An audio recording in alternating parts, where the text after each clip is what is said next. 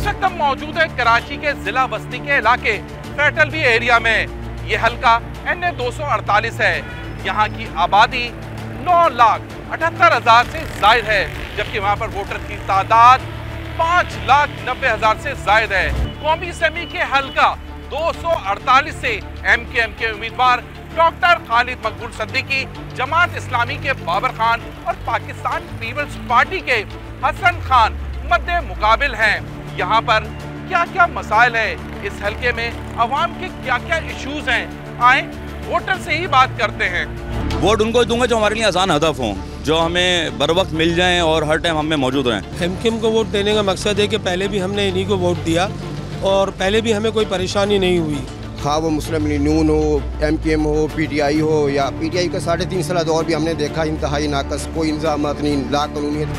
तब मौजूद हैं MKM के मरकज फैटलवी एरिया में, जहाँ पे 126 के उम्मीदवार इफ्तिखार आलम हमारे साथ हैं। यहाँ पे इंफ्रास्ट्रक्चर गुज़िश्ता 7-8 साल में बिल्कुल तबाह व बर्बादी का शिकार है। पानी घरों में आता नहीं है और जो आ जाता है वो बदकिस्मती से बाहर नहीं जाता सीवरेज की लाइनों के थ्रू। तो बुनियादी मसला तो यहाँ पे वाटर सीवरेज का है। हमारे साथ उम्मीदवार 126 के उम्मीदवार इफ्तिखार आलम मौजूद हैं। आए यहाँ के आवाम से भी बात करते हैं, उनसे पूछते हैं उनके क्या क्या मसाइल हैं। पीपल्स पार्टी को आजमाते हैं दोबारा इंशाल्लाह। बिलावल साहब पाकिस्तान के लिए बहुत अच्छा सोचेंगे। पीपल्स पार्टी की हुकूमत सब सौ हैं, सब आते हैं अपना काम करते हैं और चले जाते हैं। अब ये है कि पहली दफ़ा देखेंगे पीपल्स पार्टी को देख के वोट पीपल्स पार्टी को दें। भाई हम देंगे कुर्सी को, ठीक है ना, उन्होंने हमारे लिए बहुत सूरत की।